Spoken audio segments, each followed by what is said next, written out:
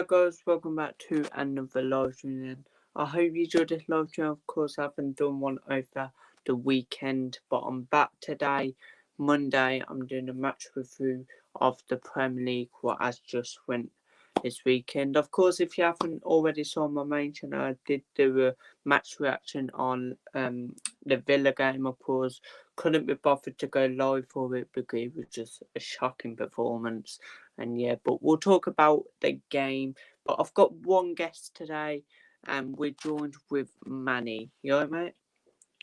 Yeah, all good, all good. And thanks a lot for doing this. And I have to say, I applaud your courage as a Villa fan to actually be willing to discuss that. And we will talk about that, obviously. But you do know that I have nothing but respect for Villa. And certainly, I think Unai Emery is a good manager. And this is just a really bad blip, which will not be repeated. But let's continue with this, shall we? Yeah, so let's get into the first game. Of course, it didn't. Of course, Chelsea nil, Fulham nil. Then a good point for Fulham, I would say. I think a poor result for Chelsea because they needed a win, of course. And I really think Chelsea was a better team in this game. I think their attacking was good. They just couldn't finish chances. And yeah, what do you think of this game? Um, I think you sort of asked a question whether it could be classed as a good point for Fulham or 2 points dropped for Chelsea. It's both. I think under the circumstances, Fulham knew that they were coming to Stamford Bridge as the underdogs, despite being higher in the table than Chelsea. They knew that Chelsea, with their recent acquisitions in the transfer market, would be a tough proposition. And credit to them, they held their own. And obviously, the presence of Willian coming back to his former stomping ground and doing as well as he could was one sort of a factor.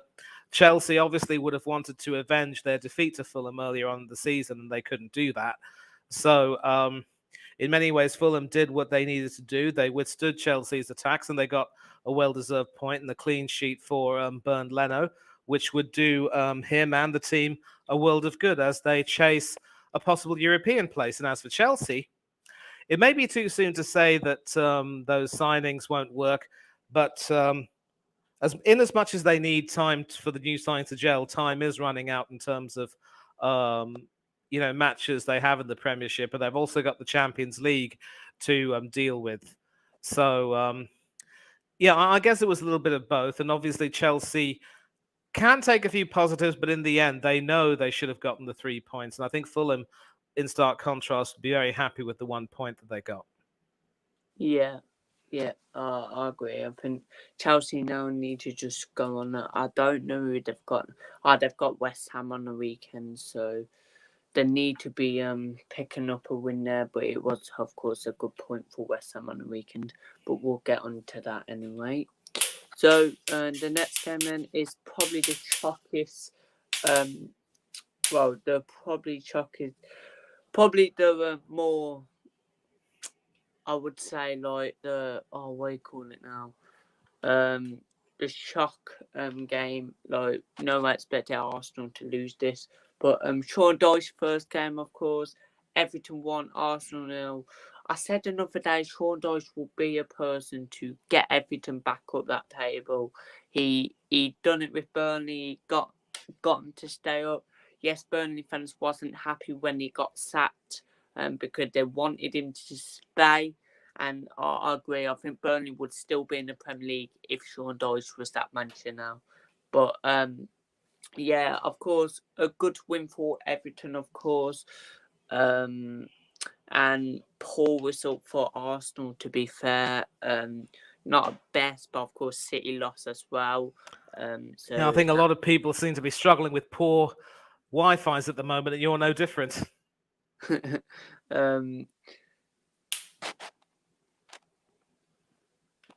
Oh, there you go. So yeah, good result for Everton. But what do you think? Watching that game, it was hard to tell which team was at the top of the table and which team was fighting relegation. It was as if they'd switched roles. Sean Dyche has had the Indian sign over Arsenal and over Arteta in the meetings they've had. Of course, it isn't exactly a winning record. Played 5-1-1, lost 1, drawn 3. But it's a record which suggests that Dyche knows how to get points from those games against us, and certainly how to deny us the points we need in that sort of fixture. Arsenal versus Burnley, that is. And now that he's come to Everton, he wasn't going to be the same way. What angered me a great deal was how Arteta was so confident in his players that he felt that he could name an unchanged team and try and tell his players to play the way they normally play, while disregarding how Everton was set up and how changes in personnel would have been needed to make sure they got the result. That's, complacency 101. Everton set themselves up magnificently with a watertight and very big and imposing back four. Connor Cody and James Tarkowski were outstanding. Seamus Coleman and Mikolenko did a really good job in preventing Martinelli and Saka from getting any kind of joy, any real joy, that is. And the midfield, don't get me started on the midfield. They literally tore our midfield to shreds by double teaming the likes of Odegaard and Partey and making sure that they never were able to get much of a foothold in the game. And it was the likes of Onana, Gana Gueye, and Doucouré, and Iwobi, of course, the ex-Gunner, who were, running the show. And it could very well have been 2-0 to Everton at half-time had their chances been taken. That particular miss from Dominic Calvert-Lewin, originating from some pretty poor dithering on the ball between Odegaard and Ben White. Onana just stepped in and took the ball away from Odegaard, ran down the left, fired in a perfect cross, or a perfect cross pass, if you will. And all Calvert-Lewin had to do was time his run in a little bit better, and he would have given Everton the lead. And I'm sure that miss got many people thinking of Paul Gascoigne's miss for England against West Germany in the 1996 European Championships. What a heartbreaker that proved to be. But Everton continued to really hurt us. We did have a few chances. There was no penalty, no case for a penalty. You get a penalty for a foul on Gabriel. There was no real foul.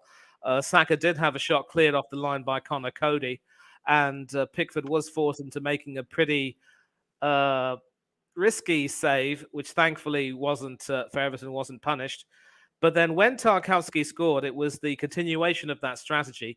And credit to Everton, without being obvious, they managed the game a lot better than Arsenal did. And even when Jorginho came on and tried his best, he wasn't quite able to, get that much of a foothold in the game because of how the game had gone earlier on. So it was a disappointing result. It was 3 points gained by Everton, no points for us. And it put us in a bit of a spot of bother because had Manchester City beaten Spurs the next day, we could have been in a position where we're only 2 points ahead of them, albeit with a game in hand. And it was an example of how our complacency and arrogance punished us. And we can't afford to play that way again. As for Everton, well, they're still in the relegation positions. So it's going to take a lot more performances like that to help them stay up. But they have some chance if they hadn't been in such a horrible position before Dyche came in. Yeah, I agree. Of course, you've got 3 big games the next games, then, and out of them 3 games, I can see you getting 1 point. I know that's a bit harsh, but I just think, of course, you've got, of course, Brentford, City. Yes, your next 2 games are at home, so that might be big for you. But then you've got, of course, Villa away. So all them are tough games, of course. But yeah, of course, good win for Everton.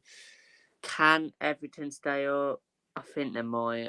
I just think they look like. I just don't know. They look too right, and I think they could beat Liverpool on Monday. I really do.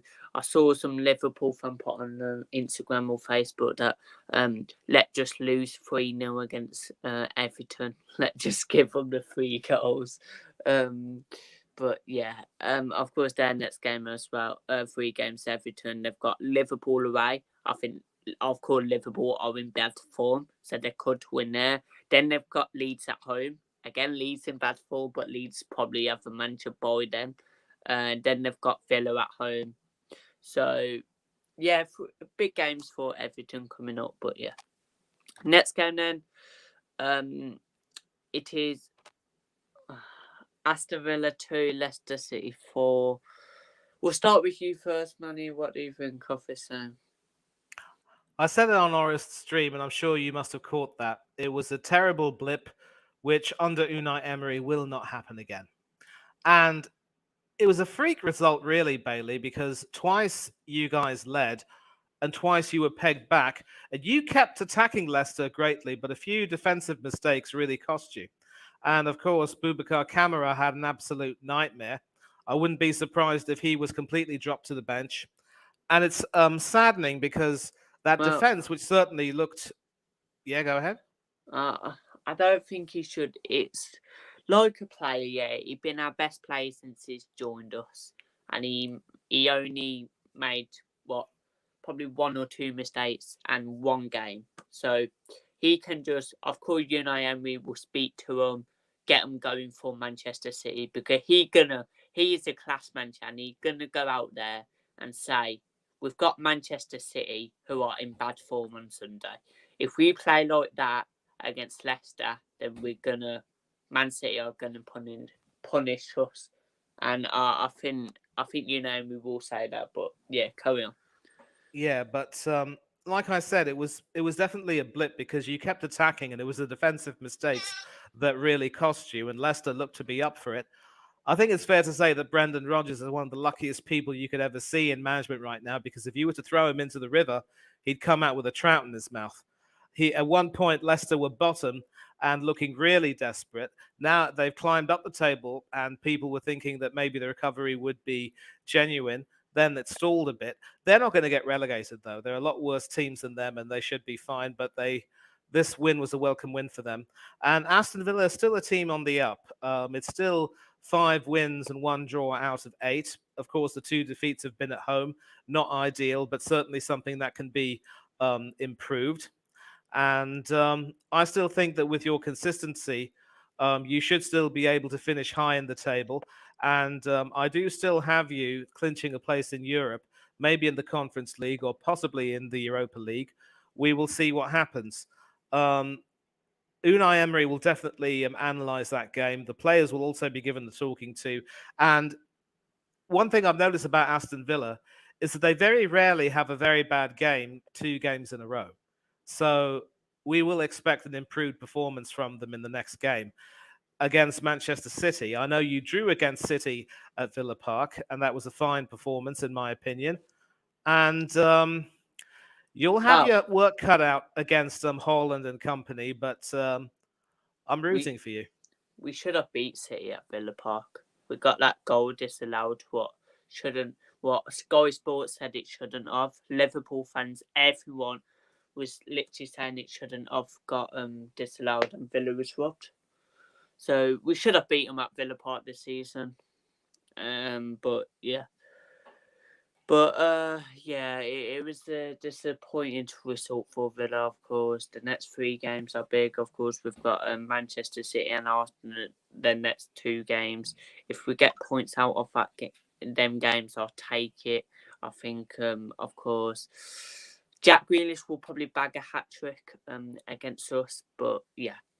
After City and Arsenal, we've got literally no easy games in the Prem, but the games what we should be winning after City and Arsenal. Everton, Crystal Palace, West Ham, Bournemouth. We should be beating all of them. And yeah, I think if you get a point against City and get a point against Arsenal, then win all them games, we will be on the Conference League. Probably, but yeah, of course, disappointed. I think our defense was shaky. Emi Martinez had a poor game for his first time. Kamara, of course, got January month best player of the month today. So yeah, he has been our best player since he joined, but he was shocking against Leicester. Probably 2 of my best players. Some Villa fans saying Leon Bailey wasn't good, but two of my best players, I think Leon Bailey was, and I think Watkins of. But yeah, of course, Leicester, go and win your cup final. Go on, you can have your cup final at Villa Park because we'll be coming back to King Power this season and beating you, and you won't be having a go because there was all at a train station after the game singing your city is blue, just like Leicester. Like, come on, lads. And you can have your cup final. You won't be saying that when we come back to King Power this season and beat you. But yeah, of course. One quick question though: do you miss Danny Ings already? I think Watkins been on fire since Danny Ings left. I think Watkins is actually using his pace now. He nearly took it at Danny Ward. Against Leicester, he nearly got to it. He really played well. We pressured Danny Ward. I think he was our best player, and I think he knows that he is basically the only striker now, and he has to turn up. We've got a new striker who actually came off the bench against Leicester, who had, he has pace. I didn't even know who he was, but he has pace. But yeah, I think disappointing for Villa, but let go on to City, make Arsenal and Manchester United fans proud on the weekend. And yeah, of course, Arsenal and Manchester United, you might be loving Villa by Sunday night, but we'll wait and see. Even a point will do me. Even a point, I will take it all day. But yeah. Let's move on to the next game then. Of course, Brentford 3, Southampton 0. A really good win for Brentford. The time I bring Ivan Toney in my fancy, he doesn't do anything. And I just don't know. But look like he ain't getting a ban at the minute anyway. But a really good win for Brentford, of course. Smash Southampton. Did you hear what Southampton fans were singing to Nathan Jones? No, I didn't, but I would understand that it was not very complimentary. They were singing, "Get out of our club, Nathan Jones. Get out of our club. Get out of our club."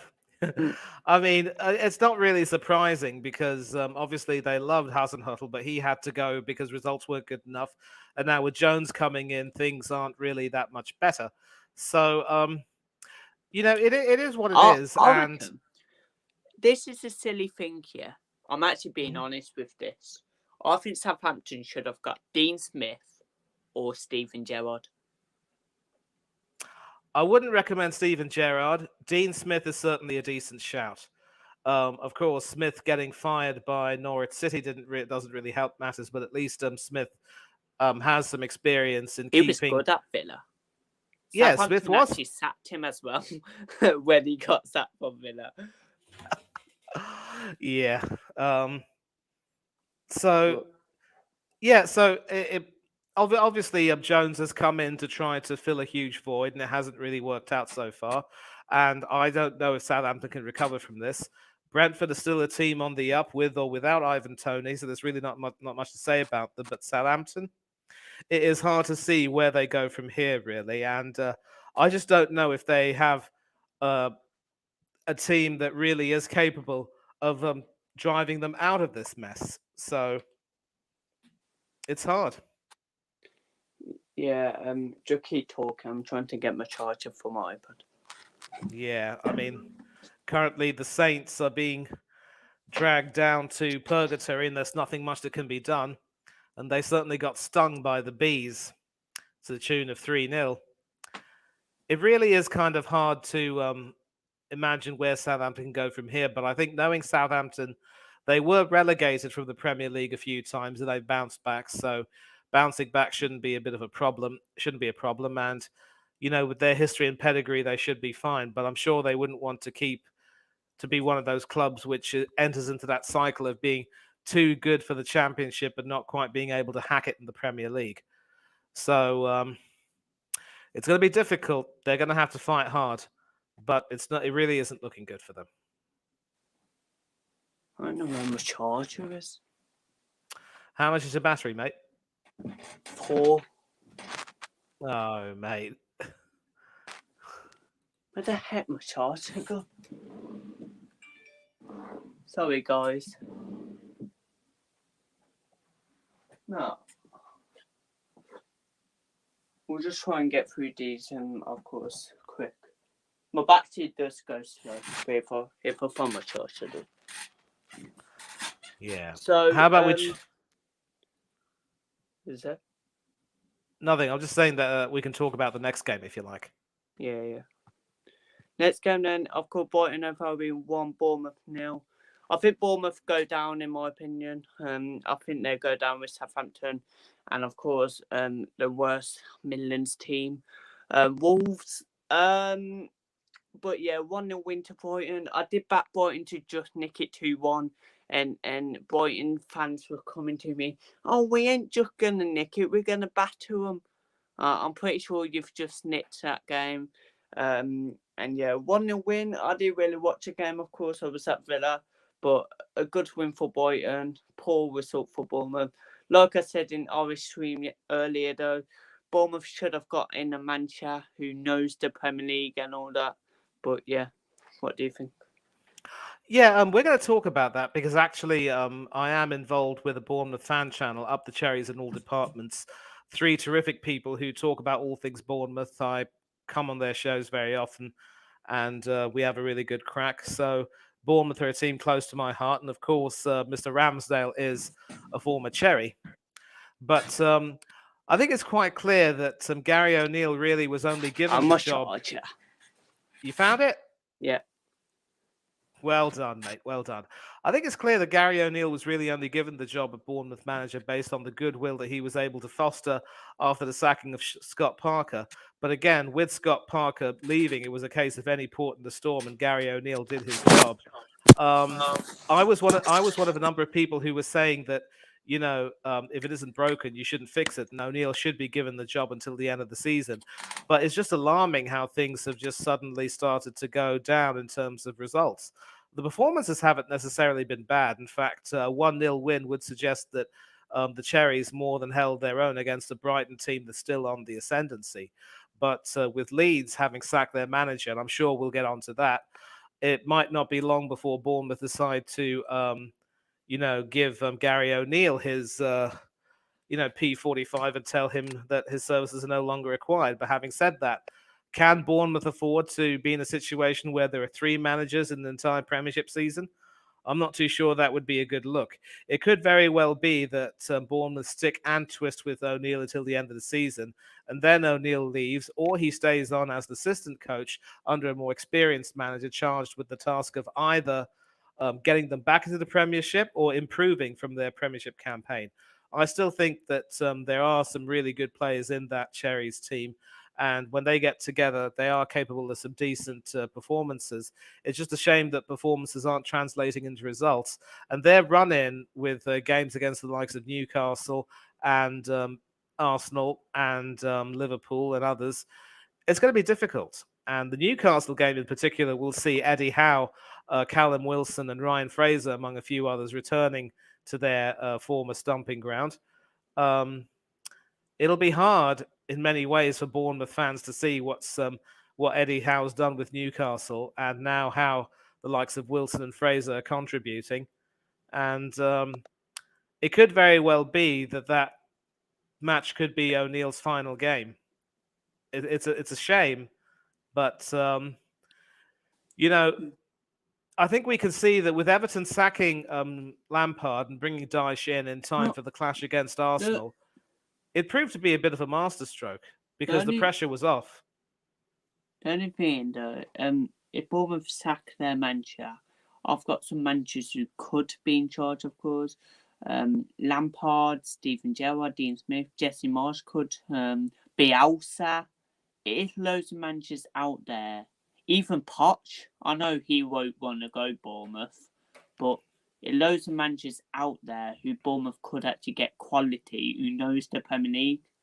And I bet you they all know the Premier League, of course. They've all been in the Premier League.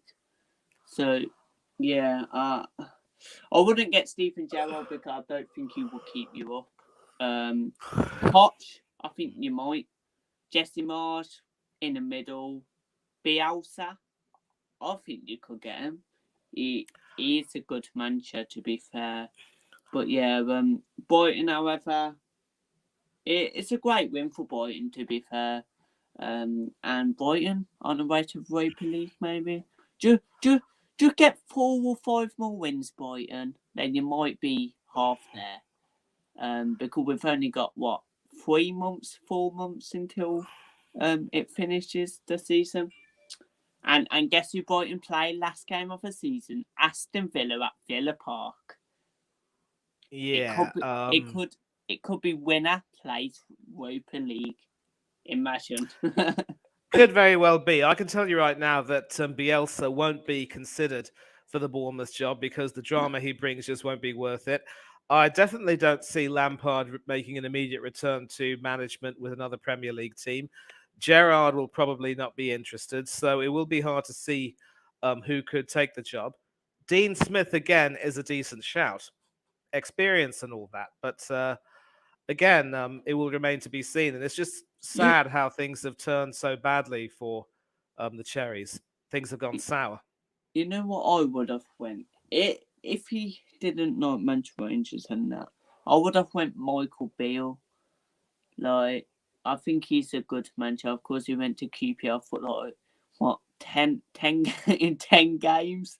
Then he left them to go Rangers. I think he's a quality, of course, manager. But before we get on to the next game, of course, most people are actually asking me, who are you backing on Friday in the Championship for West Brom against Birmingham? I was getting asked this all week. I'll either back Shaw or Baggies, because of course I don't want to go Blues, of course, because they're our first 5-3. Probably Shaw.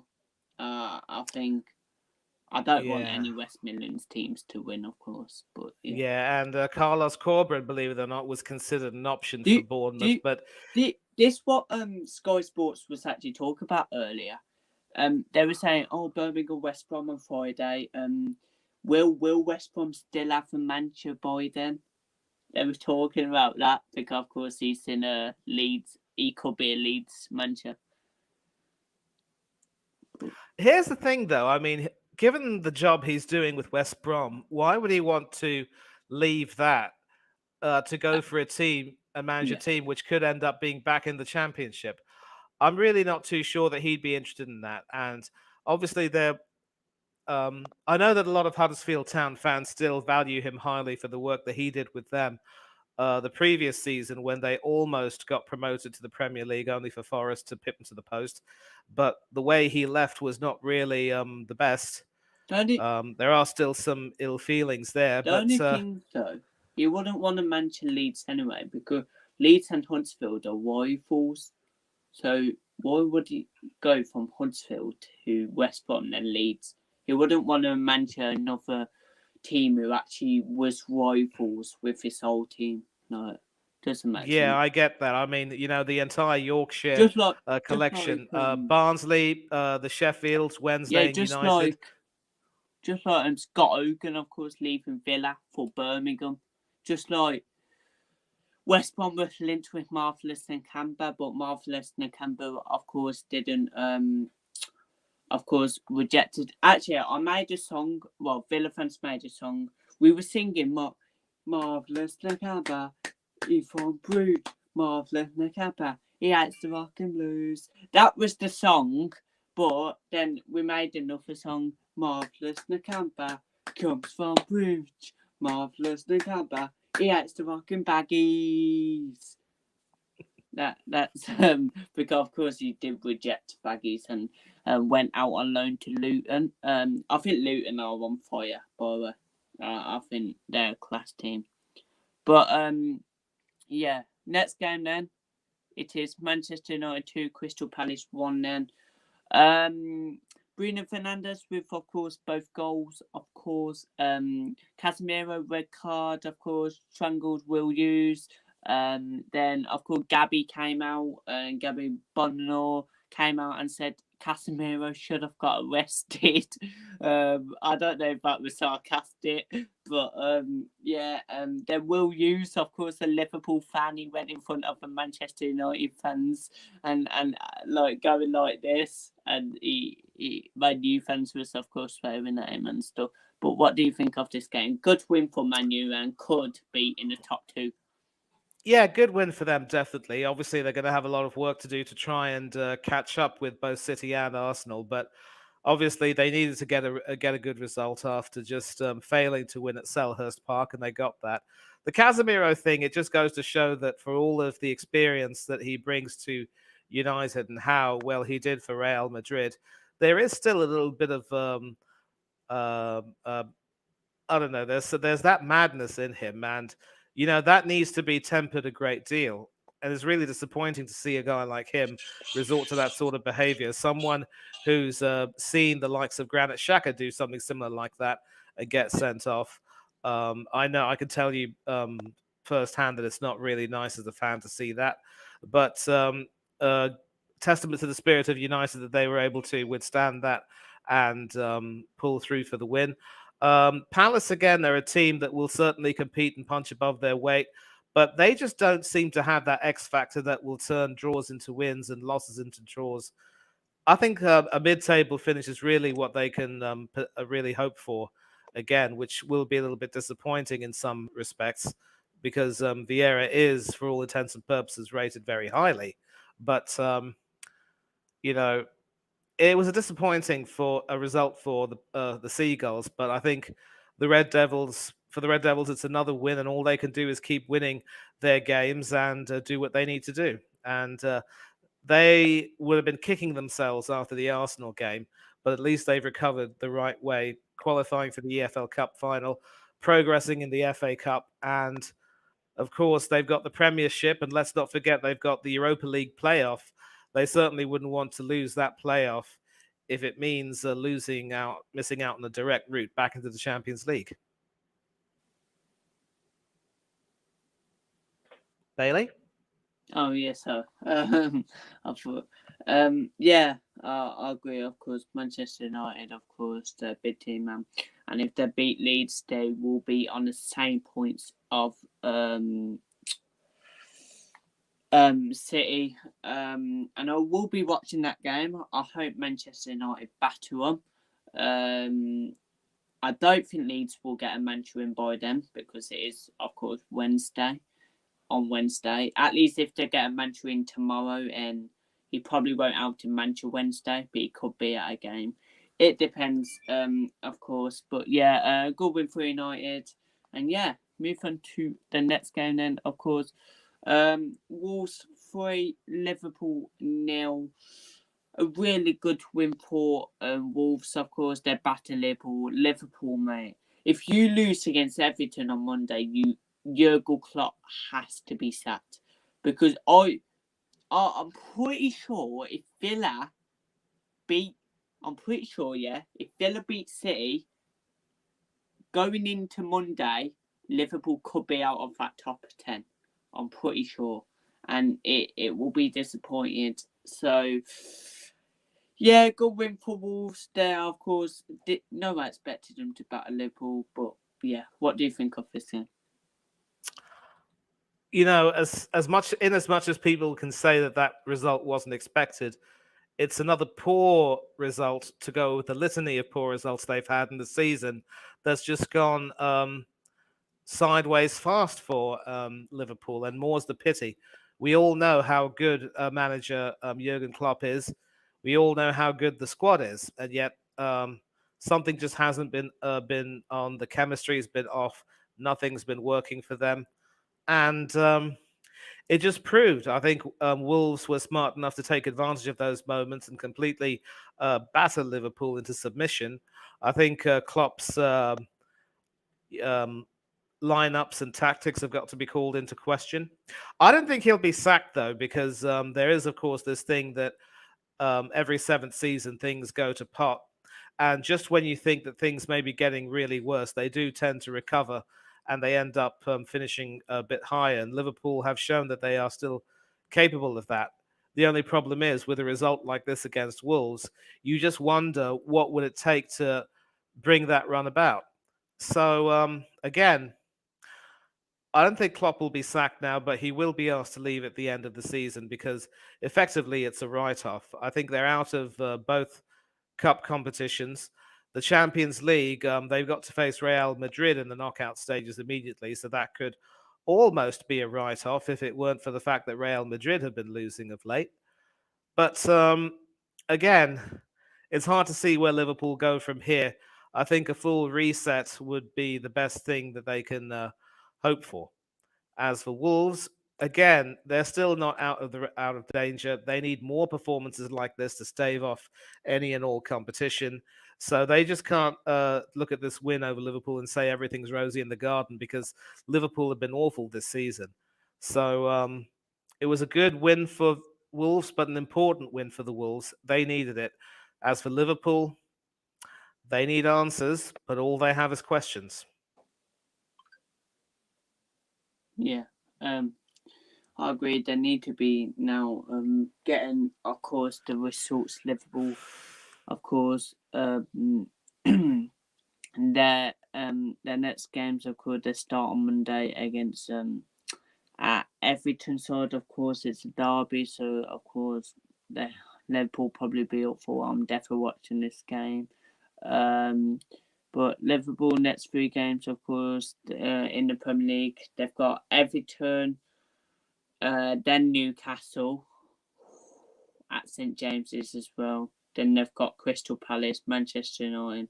They've got big games coming up, Liverpool, and they need to be getting the results. But yeah, good win for Wolves. Of course, Wolves next 3 games. We will have a look now. So Wolves next 3 games, of course. They've got, of course, Southampton away. I think they'll win that. And then they've got Bournemouth again. I think they'll win that. Then they've got Fulham. What's going to be a tough game, but I can see them getting a point from that as well. So yeah, the games what they should be getting points. I hate to say it, but I think Wolves might. You know what? I'm gonna go positive and say they'll stay up, but I hope they go down, of course. But yeah, we'll see what happens. Next game then is of course Newcastle 1, West Ham 1. A really good point for West Ham. Of course, I think at St James's as well. I did watch a game, of course, on the Villa bus on the way back from Villa Park. I saw it, of course. Newcastle scored, Willock, then it got disallowed. Then 1 second after, they were showing the disallowed goal. Then next minute, I hear them saying, "Oh, Newcastle are on attack and they scored. It's Callum Wilson."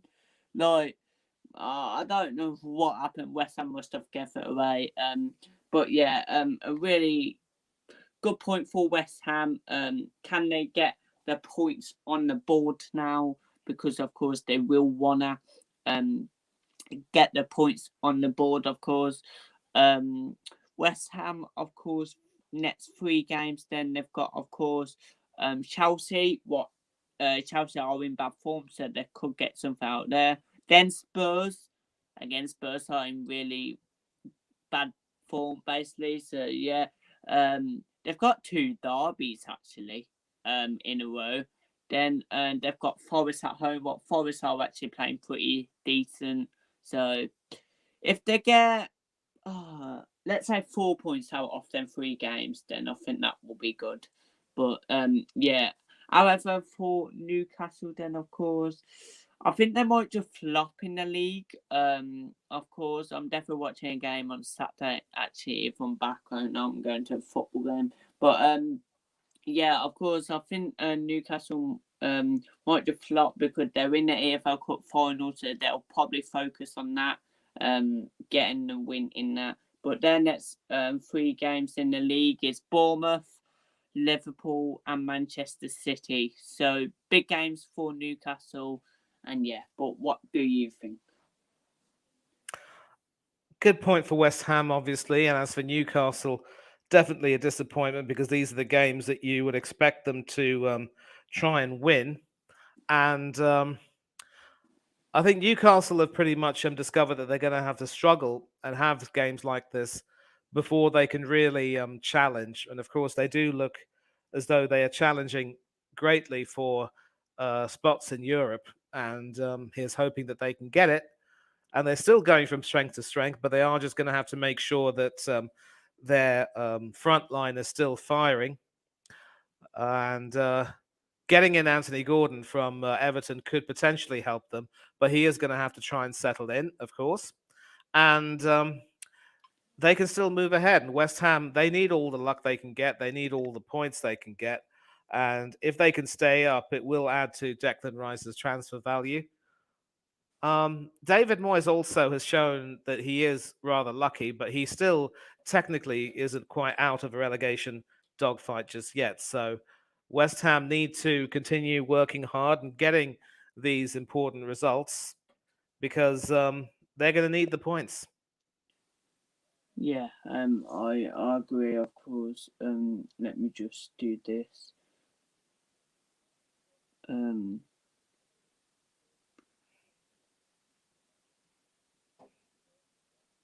So yeah, of course, a really good point for West Ham, and they'll probably pick up the points now, and we'll wait and see. But the next game then, it is of course Nottingham Forest 1, Leeds United 0. Then a really good win at the Sea Ground for Forest. I backed them to win because they're at home. Forest, of course, are really good at home.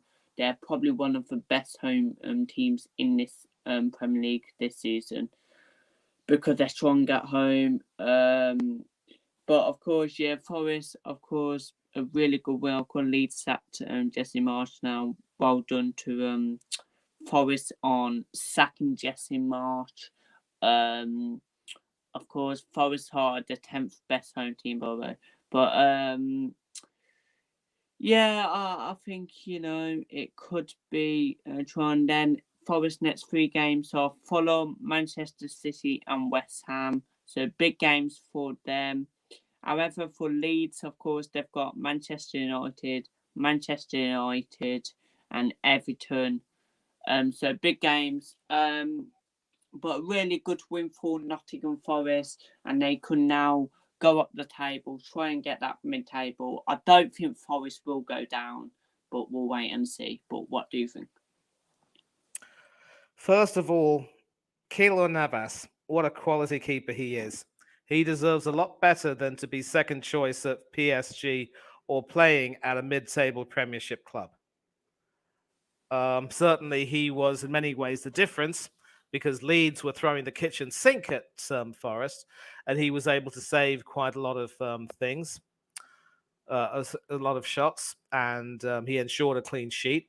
I'm not too sure how good he will be on crosses, and in the Premier League, it's how well you deal with the aerial balls that determines how well you'll succeed in this league. And Navas being a little bit on the short side for a keeper, he might be put to the test. So it'll remain to be seen how well he does. As for Leeds, it was harsh on Marsch, but I suppose Jesse had to be jettisoned. Results simply weren't to the satisfaction of all involved. And he had to lose his job. It was very unfortunate, and I thought he was a breath of fresh air for Leeds United, but it's always a results business. And the question, of course, is who can, take his place in the Ellen Road dugout. And Leeds also are in a bit of trouble. I still back them to survive. I think the new manager who come in will provide them a little bit of a bounce and maybe give them the impetus they need to go on and move forth. But, Leeds need to really pick up the pace. Big up, Charlie. Are you going to Tamworth tomorrow? Because I think I am. And, yeah, unfortunately, on the whistle on the weekend, I was there. But, yeah, we'll take on to City and hopefully get 3 points. But, yeah, carry on.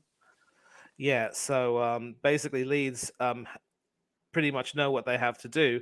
As for Forest, well, they just need to continue what they're doing and keep doing well in this remarkable season they've had so far.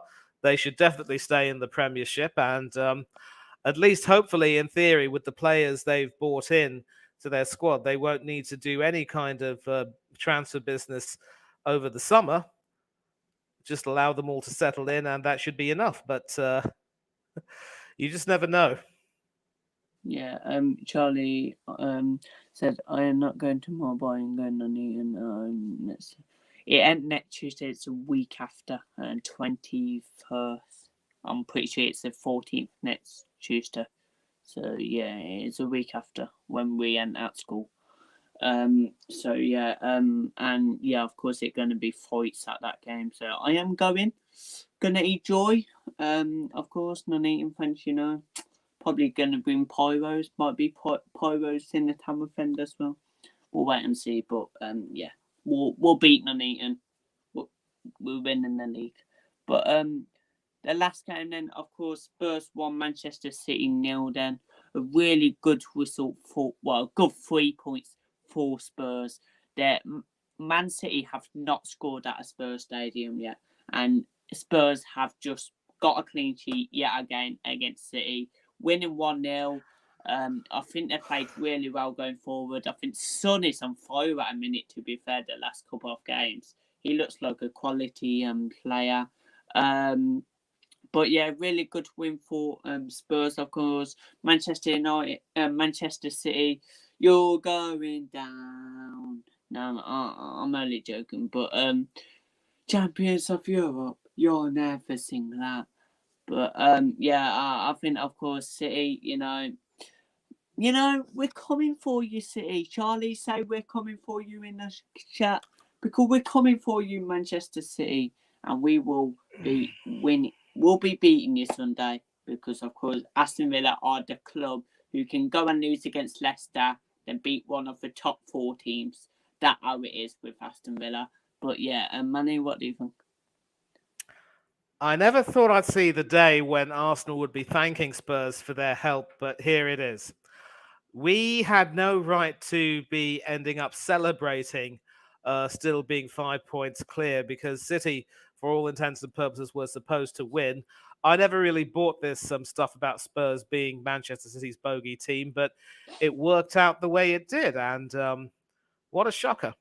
And in as much as Spurs played well and tactically nullified Manchester City and deserved their win, they didn't even let Holland have a shot on target all game, and Grealish was just huffing and puffing but not quite able to blow the house down. And dropping Kevin De Bruyne was a poor decision, as was dropping Ilkay Gundogan, because none of the midfielders really stood up to be countered, apart from Grealish and maybe to some extent Alvarez. I thought Bernardo Silva had a pretty poor game.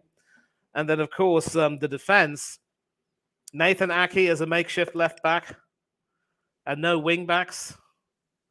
I mean, I don't even know what Guardiola thinks. And he's reached the stage where he's managed City for too long. He's become a little bit like one of those crazy professors who likes to, tinker with the team and drop people out of spite because, he doesn't like them for some reason.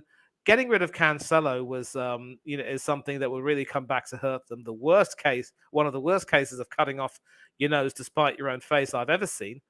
And quite a few players have just dropped off, including Ederson, the keeper, who I thought has looked really shaky with his distribution in this overall play. And we could see the decline of City. And this could very well be Pep Guardiola's last season in charge of Manchester City. You can clip me on this. As for Spurs, a useful win for them, an important win for them. They too need more wins if they want to continue to challenge for the Champions League. And they still have to continue to fight hard. They won't have any more opportunities to play against Arsenal, but they need to make sure they win some more of their remaining games. And this could very well be the start if they don't bollocks it up the next game. Yeah, I agree. Charlie put, my bone. Yeah. He put Manchester City, we're coming for you. Yes, we are Manchester City fans. I spoke to some, they're saying they're scared for a weekend. Will Jack Grealish bag a hat-trick against us? Hopefully not. But, yeah. what do we think of Borough shirt? But yeah, of course, Charlie, I will probably be there tomorrow. I'm not too sure, and I'm going away on Saturday for Kings Landing. Then I think I'm going Arsenal at home when Tampa play Barwell. So I'll be missing Tampa and I'll be at Nuneaton. So loads of games this month, of course. But yeah, of course. There you go, guys. Then there's the match reaction, of course. I just want to make a banner before we go. And this is for the Manchester City. Where there. Let me just put this.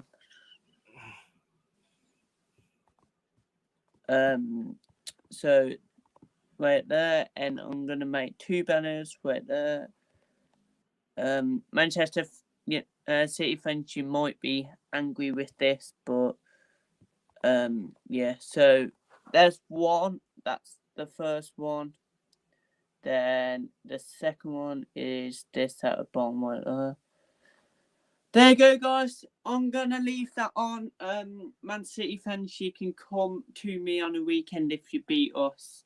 But you know, we'll go through Manny YouTube and all that. So Manny YouTube and stuff. Yeah, well, no YouTube channel of my own, but you can catch me on a few channels on YouTube. Big up to Bailey, by the way. Thanks a lot for catching me whenever he could, so that he could do this stream. And it's been fun to do some stuff with him. Good channel so far, growing, and I'm happy to be part of that growth. Big up as well to Oris Talks Football. I'm a co-host there. Just had a stream with the boys, and you can catch us with more content every single week. Big up as well to Coach's Corner and Hanno Trollope. I work with Hanno very often. We provide coverage and analysis of various sports, not just football, but also cricket, tennis, and maybe some rugby union. You can just do please subscribe to that if you can. Shout out as well to Del Boy Gunner TV, S Featley TV, Tony Claude Gunner TV, Danny AFC TV, Oris Talk, Up the Cherries in all departments, Chelsea Dan, Eugene Spurs Asia TV, and also another really good channel called Warren's Team Talk with Warren Bartholomew. I've done a couple of streams with him, and it's been really good fun. And if there are any more people who I haven't quite mentioned yet, you're important to me, and I haven't forgotten you, and I'm really grateful to be working with you as well. And coming on YouTube and talking about football, it's not just about being tribal in our loyalty for our teams and hatred for others and hating other teams. It's about, respecting one another, having some good discussions and coming to resolutions. And that's just the way it should be. So I'm really happy to be doing that. Thanks to all of you who've tuned in. Charlie and everyone else who's contributed to the chat. You are responsible for the growth of Bailey's channel, and you make the stream what it is. Have yourselves a good night. It is quite late for you, wherever you are. And stay safe, stay happy. Don't do anything that Bailey or I wouldn't do. And for now, I'm out. Yeah, thanks for, of course, joining. But, yeah. So, yeah, enjoy. Of course, subscribe to Manny. Well, he hasn't got a YouTube, but subscribe to me and stuff. And we are out.